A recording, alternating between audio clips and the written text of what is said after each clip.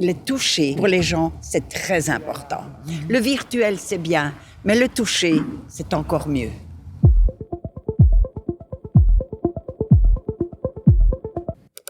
Bonjour, je suis Benoît Dubras. Bonjour, je suis Laetitia de la Bibif. Déclic est une rencontre sur des questions liées aux écrans. À chaque rencontre, une nouvelle question. Déclic épisode 3. Qu'est-ce que la fracture numérique ? On en parle avec des seigneurs de forêt. Et surtout, on en parle dehors parce qu'il fait beau et qu'on avait envie de sortir. Première question pour commencer. On voulait savoir si vous étiez connectés. Est-ce que, d'une manière ou d'une autre, vous allez sur Internet ou est-ce que vous avez chez vous des outils qui sont connectés à Internet ? Oui, avec mon GSM. Moi, je regarde Facebook, je fais des jeux. Moi, quand je suis sur Internet, c'est surtout pour faire des recherches. Que ce soit pour un médicament, comprendre le médicament, pour le tram, pour le train, les horaires, les bus. Enfin bon, surtout pour ça, moi, je l'utilise. J'ai aussi le smartphone, une tablette, un ordinateur. Chaque chose que j'apprends, je suis très contente, très heureuse. Nous sommes plus libres de communiquer avec les autres. Je suis connecté à Internet. J'ai un ordinateur sur table. Je regarde Facebook et je fais mes opérations financières par l'ordinateur. Mais je n'ai pas de smartphone. Mes enfants me le déconseillent. Je suis trop nerveux pour l'utiliser. Il y a des sites qui sont très importants et très intéressants. Wikipédia, YouTube. Et puis, on peut s'échanger des courriels. Il y a aussi dans la musique Spotify, où on peut enregistrer des airs et des chants que l'on aime. Je trouve que WhatsApp, c'est bien pour avoir une connexion avec ses enfants, ses petits-enfants. Ils savent filmer et on peut les suivre comme ça, quoi. J'utilise tous les jours. Quand je regarde mes comptes avec la banque, c'est une facilité parce que je ne dois pas aller à la banque, il y a des étages à monter. Moi, c'est la complication, mais seulement les termes, ça demande des explications. Souris, c'était mon chat courait après les souris, mais maintenant, une souris, c'est autre chose. C'est comme ça, les termes que je comprends pas, et alors je suis dans les nuages. Là, je sais plus ce que je dois faire. Mon fils a tout fait pour me montrer, mais je n'arrive pas à faire ça. Alors, il m'engueule et je dis, fais toi-même ça, toi-même, comme ça. Moi, je n'ai pas envie de faire ça. Je n'en avais pas tellement les moyens. Parce que ma TV, c'est encore une TV qui date de... Bon, j'ai un petit GSM et un téléphone fixe, bien sûr. Est-ce que comme tu n'es pas du tout connecté, Oui. Tu n'as pas des soucis pour, par exemple, il en parlait pour payer ses factures ou ce genre de choses. Tu utilises quoi alors ? C'est mon fils qui s'en occupe, tous les paiements et tout ça. Et le reste, avec mon petit téléphone fixe et mon petit GSM, je m'en sors. Je ne suis pas du tout connecté, je n'ai pas d'ordinateur non plus. Alors je fais toujours à l'ancien mode, par la poste, quand je dois régler les factures et tout ça. Comment est-ce que tu fais du coup pour payer tes factures ? Moi, je sais comment il fait pour payer ses factures, c'est moi qui les paye. Il reçoit encore sa pension par le facteur qui vient une fois par mois et déposer la pension à la poste. La semaine passée, M. Houdin était avec nous et donc il n'a pas eu sa pension. On a dû aller à la gare du Midi et chercher son argent du mois. Pour les gens pas connectés, c'est vachement compliqué parce que M. Houdin n'a pas de voiture et c'est tout un bazar. C'est même doublement déconnecté parce que les personnes plutôt âgées qui n'ont pas Internet ont aussi des difficultés de se déplacer. Non seulement ne peuvent pas trouver l'information, mais ne peuvent pas non plus se déplacer pour l'obtenir. Je pense que c'est une bonne évolution, mais de toute façon, pour moi, je trouve que pour les personnes âgées, on ne prend pas assez de considération pour nous préparer, parce que parfois, on se trouve vraiment dans une situation très compliquée de faire un état des choses officielles, des papiers, des trucs comme ça, et on ne sait pas le faire. Moi, j'ai 25 ans. C'est vrai que nous, les jeunes, on a beaucoup plus facile, en fait. Ça, c'est vrai, à utiliser Internet. Mais il y a des choses que même nous, en fait, ça nous échappe. Et par exemple, moi, quand je dois faire des démarches en ligne parce qu'en fait la mutuelle me refuse de donner une information, qu'ils me disent d'aller sur Internet. Je dois quand même les appeler pour qu'ils me disent mais où clairement je trouve l'information. Parce qu'en fait j'ai l'impression qu'ils font exprès de cacher tout. Cette fracture numérique touche en fait finalement nous tous. C'est pas que des personnes âgées qui vont être forcément touchées par là. C'est même les jeunes d'aujourd'hui en fait. Si on continue d'aller en fait dans le sens où on digitalise tout, en fait même les jeunes vont être perdus d'ici quelques années. Moi, je suis d'accord avec elle aussi, parce que sur Scarlett aussi, je devais changer quelque chose, mon mail et tout ça. J'ai dit, envoyez-moi le papier, que je le fasse à la maison, je vous le renvoie. Ah non, vous allez trouver ça sur Internet. Alors, je me suis fâchée une bonne fois. Je lui ai dit, votre site, il est nul, je fais. Alors, ils m'ont pas compris directement, mais oui, mais je viens de vous dire au moins 3 fois que c'est nul. Alors, foutez-moi la paix maintenant. Voilà, parce que quand il y a des coups de gueule, il y a des coups de gueule. Et c'est vrai, il y a certaines choses que ma petite fille de 10 ans, mais mamie, c'est simple, faut faire comme ça. Je dis, oui, mais Fifi, toi, t'es née avec moi, pas, je fais. Les distributeurs qu'on ne sait plus retirer de l'argent nulle part, c'est pas normal, quoi. Donc on doit tout faire par Internet, même ces paiements, et tout le monde ne sait pas le faire. C'est compliqué. Je pense que cette élimination des banques et tous ces futurs qu'il y a pour éliminer les monnaies, ça, je trouve que c'est vraiment très difficile et très compliqué. Il faudra prendre en compte que pas tous les gens ont le même âge ni les mêmes conditions, quoi. Est-ce que vous avez déjà entendu parler de la fracture numérique ? Et c'est un petit peu ce qu'on vient de se raconter, c'est-à-dire qu'il y a des gens, en majorité des personnes âgées, mais pas que, qui ont des difficultés dans leur vie parce qu'ils ne peuvent pas accéder à certains services, parce qu'ils ont des difficultés à utiliser Internet, à avoir Internet, à avoir les connaissances, à avoir l'habitude, à avoir le matériel. La fracture numérique, c'est ça, c'est la distance qu'il y a entre les nouveaux services et les personnes, les humains. Comment imaginiez-vous, étant jeune, le futur ? Est-ce que vous imaginiez que ça serait comme maintenant ? J'ai 83 ans. Je ne m'imaginais jamais que c'était un monde aussi compliqué et si invivable pour mon âge de tout ce développement de la société, quoi, de tous ces instruments numériques, comme vous dites. Je trouve que pour moi, j'ai jamais imaginé un monde plus humain et plus près, plus chaleureux, quoi.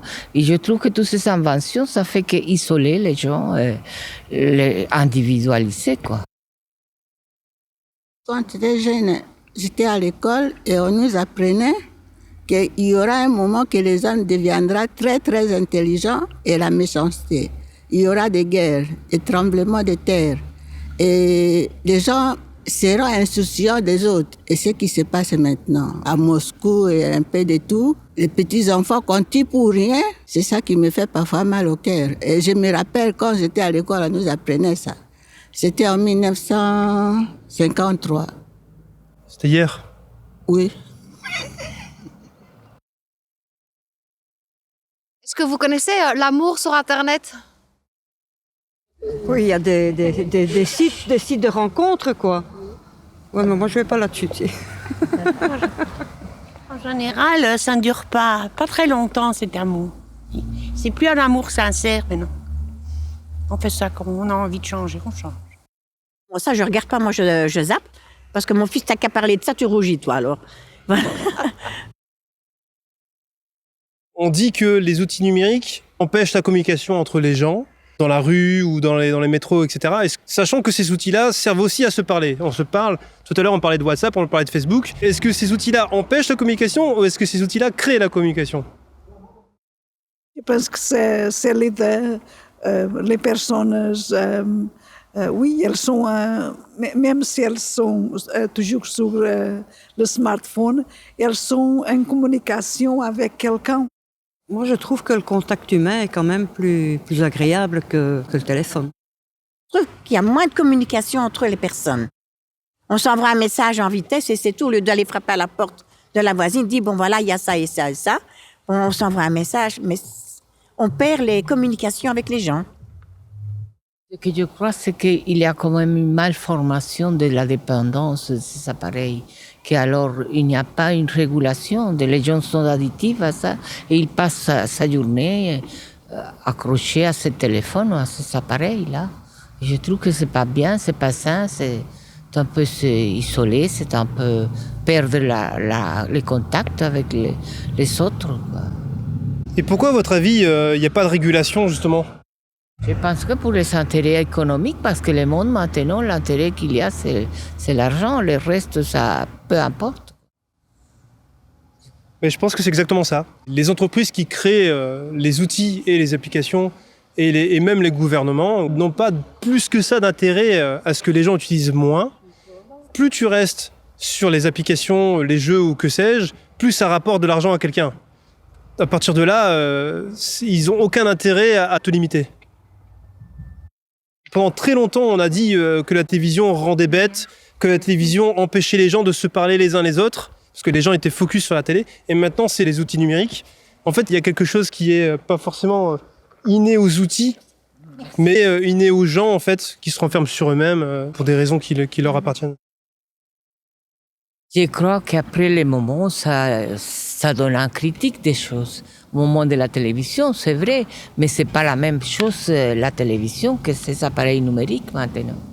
La télévision, tu ne pouvais pas la porter devant ton bras, quoi. Et tu avais un moment il y avait peut-être un moment d'isolement, mais maintenant, c'est dès que tu te lèves, que tu vas dormir avec ces choses-là, quoi. Est-ce que vous avez déjà entendu parler des EPN ou des espaces publics numériques? Est-ce que ça vous dit quelque chose? Un EPN, c'est un endroit où vous pouvez aller, qui va donner des formations, qui va vous aider aussi. Dès que vous avez un souci avec quelque chose lié au numérique, vous pouvez aller les voir. Si vous avez besoin d'imprimer quelque chose et que vous n'avez pas d'imprimante chez vous, vous pouvez demander à faire imprimer chez eux. Il y en a certains qui sont spécialisés aussi, normalement pour si vous avez besoin de créer un CV. Là, normalement, vous n'en avez plus trop besoin, mais voilà. Ce genre de choses. Et ils ont tous des heures d'ouverture et vous pouvez venir quand vous voulez. J'ai un petit flyer, je pourrais vous le donner, comme ça si vous avez besoin. Ils donnent aussi des formations. Non, c'est totalement gratuit. Ça se trouve où? Pour les personnes à mobilité réduite, ça doit être dans le coin. Et justement, en fait, dans le flyer, tu as la liste de tous les espaces publics numériques qui se trouvent à Forêt et à Uccle. Et donc, il y en a vraiment plusieurs sur la commune. J'ai une dernière question. Tenez bon encore 5 petites minutes. Est-ce que vous savez ce qu'est la réalité virtuelle? Vous voyez les gens qui mettent un casque sur leurs yeux et d'un seul coup, ils se retrouvent dans un monde virtuel. Oui. Alors, ça me fait penser à ça parce que depuis tout à l'heure, on se dit ça manque un peu la discussion entre les gens, ça manque un peu de se retrouver. Figurez-vous que ce truc-là, la réalité virtuelle, en tout cas, certains services permettent justement de se retrouver, mais virtuellement. Est-ce que vous direz, tiens, un jour, je vais mettre mon casque sur mes yeux, et puis je vais aller voir Mireille, je vais aller voir Jacques, je vais aller voir Georges, qui est lui aussi connecté. Est-ce que vous le feriez? Je l'ai fait, j'ai marché sur la Lune. J'ai mis un casque, un siège, et j'ai vu la Lune, et j'ai marché sur la Lune, et puis sur Mars encore. Oui, c'est impressionnant.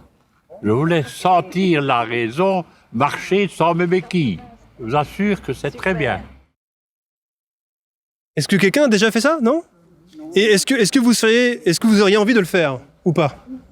Je ne pense pas que ça me plairait. C'est pas réel. Ça doit faire un peu peur à un moment donné, la première fois qu'on le fait. Parce qu'on entre dans un autre monde, quoi. On n'est plus dans ce côté-là ça me fait assez peur, quoi. Donc, je pense pas que je le ferai. Une fois pour essayer, mais je préfère par exemple dire bonjour, toucher. Le toucher est important. Parce que André ici présente et moi-même, nous avons été aides-soignantes dans des maisons de retraite. Et je vous jure que le toucher, pour les gens, c'est très important. Le virtuel, c'est bien, mais le toucher, c'est encore mieux. Moi, j'ai une question pour toi, Jeanne. Donc, on s'est mis d'accord avec Jeanne, qu'on allait venir ici, qu'on allait discuter avec vous. Et Jeanne, elle a fait un petit post sur Facebook avec une chouette photo où elle a marqué, voilà, il va y avoir une rencontre, etc. Tu publies beaucoup de choses sur Facebook, mais on a plutôt des gens qui ne vont pas sur Facebook. Donc, pour qui publies-tu? L'idée, c'est qu'on ne voit pas ces personnes âgées sur les réseaux sociaux, dans les médias ou dans les films.